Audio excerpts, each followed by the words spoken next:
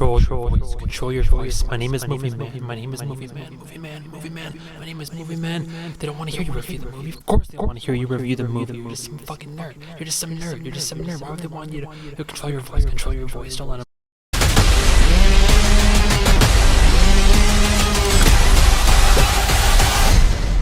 Come on. I am Todd Hewitt. Be a man. Fight. Be quiet.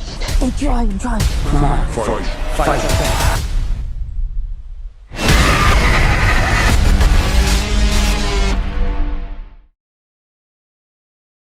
So we have Chaos Walking. So Chaos Walking came out this year, 2021. I'm not sure exactly how to approach this, so I'm just going to kind of start from the top like I usually do. The director, Doug Liman, he's... How to describe this man? He's an experienced man for sure. He doesn't have much in the way of like directing credit, and the only films that he's really known for directing are Swingers, Edge of Tomorrow, and Bourne Identity. But when I tell you this man has one of the longest lists of producing credits I've ever seen, like he's loaded for life. He has producing credits for dozens and dozens of shows and movies. So at the very least, the guy who directed this film has experience in the film industry. So he just doesn't have a lot of directing credits, if that makes any sense. If you heard about this movie, it might have been a quick commercial you saw on YouTube, or perhaps a trailer you saw. If you are one of the few people still going to an AMC theater, you probably recognize it because it stars Tom Holland, who is amazing, and I don't really need to go into him as an actor because almost everybody knows who he is. But you also have Daisy Ridley from recent Star Wars claim. Granted, she's in other films, and I want to see her in other films, but everybody knows her as, Rey.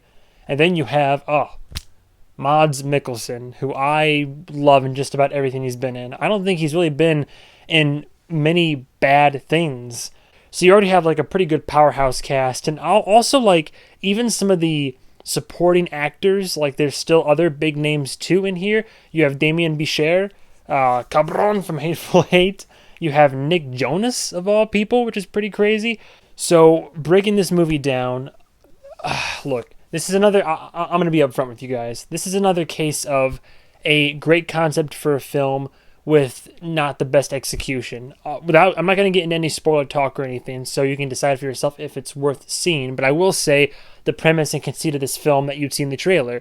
It's like humanity, of course, humanity can't survive on Earth anymore, as it always goes. So this is like hundreds of years in the future, and we've already found another planet and started to colonize it. And so there's this little town of men on this planet, and they basically, like, their original ship crash landed there, and once they landed, they discovered on this planet all the males have their thoughts broadcast on display, and there's no reason really behind it. It just, like, no matter what they're thinking, and they can try to, like, they call it the noise, so they can try to hide it if they want, but most of them, like, thoughts, whatever they are, a quick thought, a memory, whatever it is, it's put on display. It didn't affect the women, so Daisy Ridley, she's part of the next wave to come and find out what happened, and her ship crashes.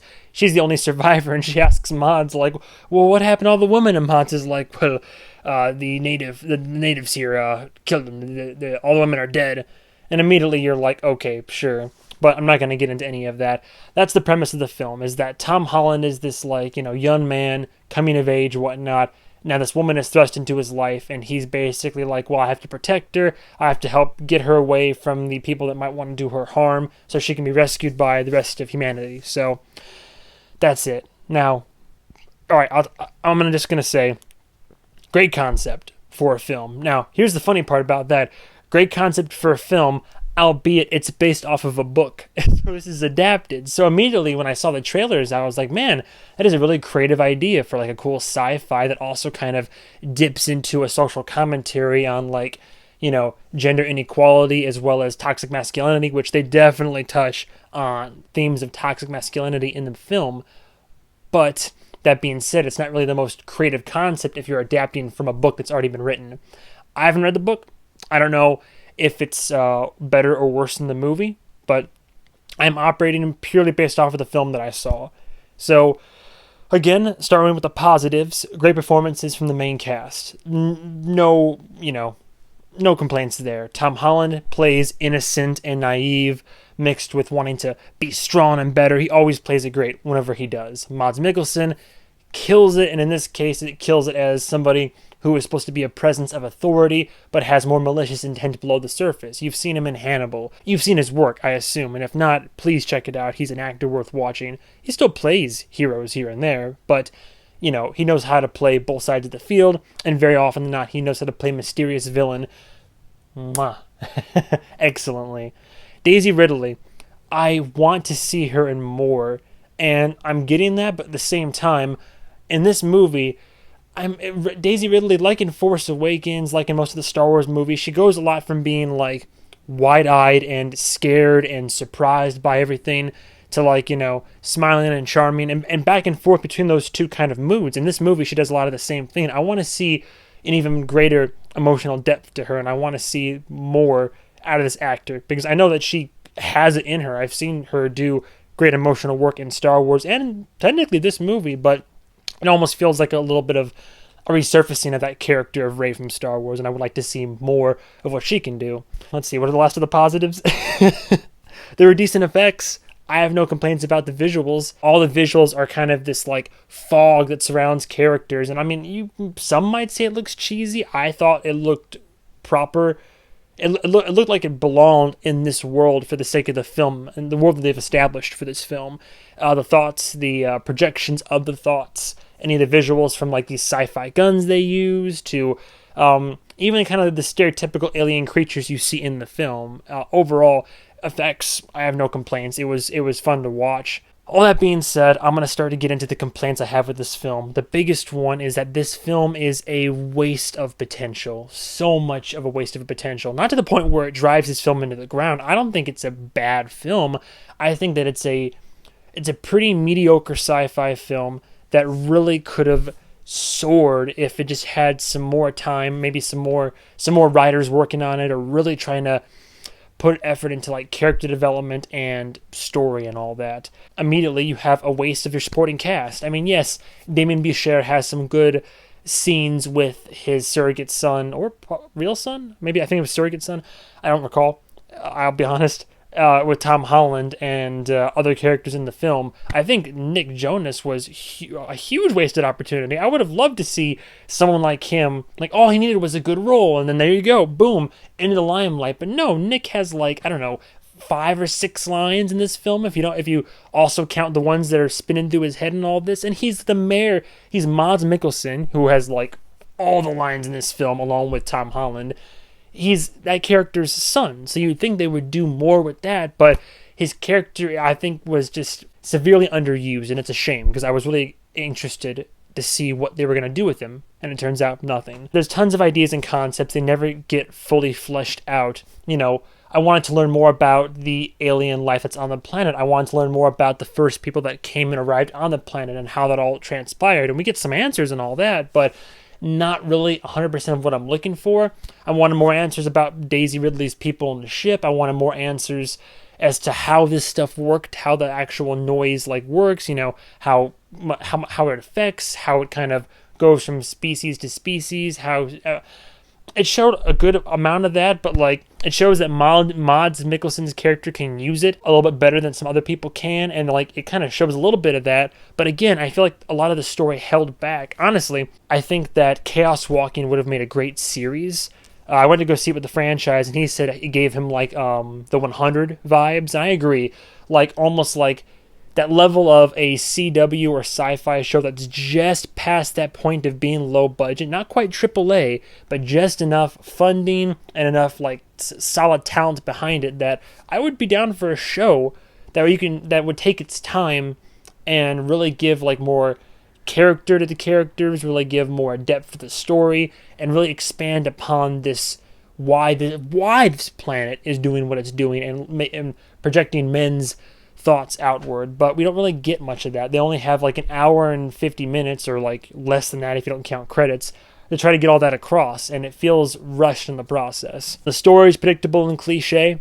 I mean, I think once the film ended, I was saying that this is a good like sci-fi film to show your young kid who's interested in films. Like if they're not quite to the age of like, PG-13 and you're concerned about R and all that, but they've clearly expressed an interest in film or maybe sci-fi, then this is a good film to kind of get them started on, because it might throw them for a loop. They're not expecting all the usual cliches and story beats, and something like this, if your kid's a smart cookie, would be intriguing for them perhaps. And with the commentary involved in this film, I think it would also be extra intriguing.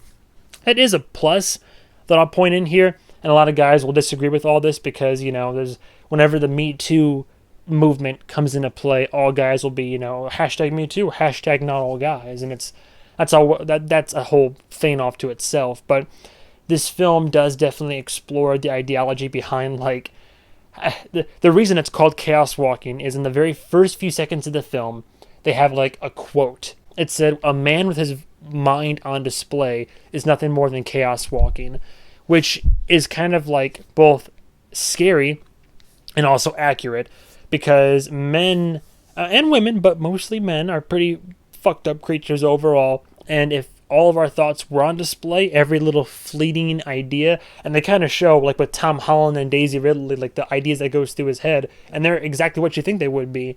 And with the men that are older and that are more, messed up in the head, all these thoughts constantly on display. So the men are like, well, they know what I'm thinking, but I don't know what they're thinking, and just the society just like crumbles, and women aren't there anymore, and that's pretty much what would happen. And a lot of times in the film, you'll hear Tom, when he's trying to protect Daisy Ridley's character and trying to like stand up to people, he'll keep saying, be a man, and be strong, be a man. Now, after a while, yes, it does kind of like get on the edge of like, okay, well, now you're kind of beating a dead horse, but it also is showing like what he has been instilled and what he thinks being a man is supposed to be about. Not just caring and protecting, but, violence and outward aggression and trying to, one up another creature, another human being. And it kind of gives you it also kind of dabbles into like, that's what a lot of people that's what a lot of people learn as they're growing up, what being a man is. And so this film kind of shows you like, oh, that's the danger inherent therein.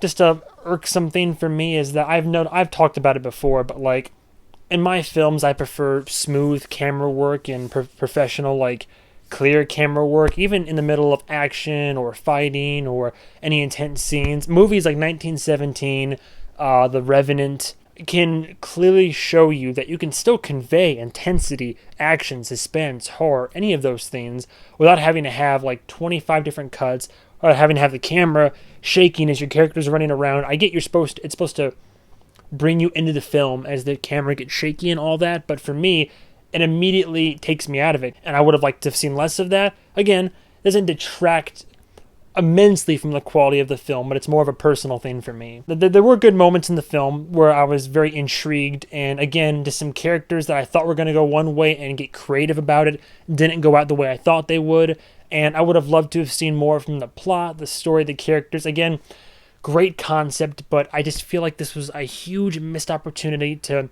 give the audience something much greater. And yeah, it's just a disappointment. It's not a bad film. I mean, critics will tell you otherwise, but just a bit disappointing. It's just engaging enough for me to like want to watch, see what happens, and be mildly entertained. And there were some decent moments throughout. And there are a couple of preteen girls that every time Tom Holland took his shirt off or was wearing his tank top or what have you, they kind of swooned a little bit, which takes me back to a simpler time. End of the day, I would have to give Chaos Walking a very low, just barely 3 out of 5. Like, I almost wanted to give it like a 2 or 2.5, but I wanted to give it more credit. Like I said, it's not necessarily a bad movie. It is one that I wouldn't recommend seeing in theaters. I don't think it's worth that extra bang for the buck, I would probably rent it when it comes, like if you want to check it out, or wait for it to hit Netflix if it does in the future, or like a TV movie maybe. I just don't think it's worth the full price of admission. It's a decent film. It's a good starter sci-fi for the kiddos. But if you're a fan of all those actors and you want to see them semi-cerebral sci-fi action, then go for it. Like I said, it's not bad or terrible. It's just not great or fantastic. It's a missed opportunity is what the film is, but I've seen worse. So take that for what you will. Anyway, thank you guys and gals so much for watching. I'm trying to get back to doing more of these. I don't know when Regal's going to open back up, which Regal was my cash cow because I could go see all the films. But for now, I'm trying to play a little bit of catch up, but I'm mostly going to be seeing films hopefully once a week as some newer ones come out or some of the Oscar nominated ones come out. So I'll get movie reviews out whenever I can. But in the meantime, thank you guys and gals for watching. And I know there won't be any comments, but stay tuned for the next episode or whatever movie review that I do. So goodbye, travelers.